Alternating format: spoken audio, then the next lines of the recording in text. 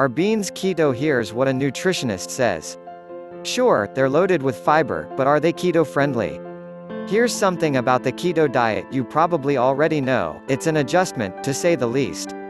The high-fat, low-carb plan restricts carbohydrates so much that you're only allowed about 5% to 10% of your daily calories to come from carbs. That amounts to about 25 to 50 grams per day. Robin Foroutan, RDN, spokesperson for the Academy of Nutrition and Dietetics, tells Health.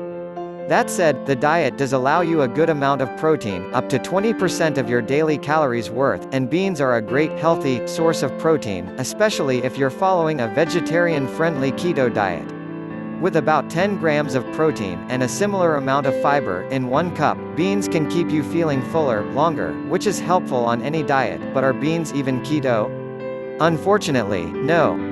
Beans, black beans, cannellini beans, garbanzo beans, aren't exactly friendly to a high-fat meal plan, says Foroutan. Just 1 cup of black beans, for example, has 41 grams of carbohydrates, or nearly an entire day's serving of carbs on a keto diet, if you're on the upper end of the keto carb spectrum.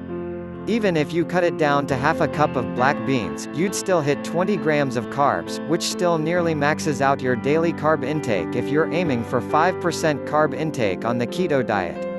Another type of beans, garbanzos, hummus, have 45 grams of carbohydrates per cup, while pinto beans also have 45 grams of carbs per 1 cup serving, too.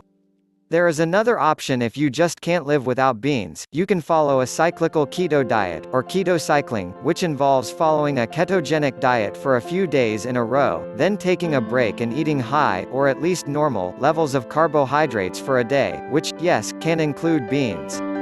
Following this cyclical plan has its advantages. It improves or restores your body's ability to go back and forth between fuel sources, says Foroutan.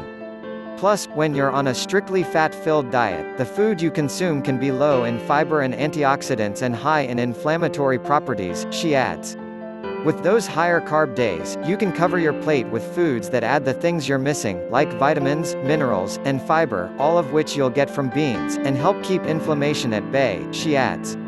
Basically, you can't really eat beans on the keto diet if you're following a very strict version, but if you're willing to keep your eating plan a little more flexible, beans may be fair game.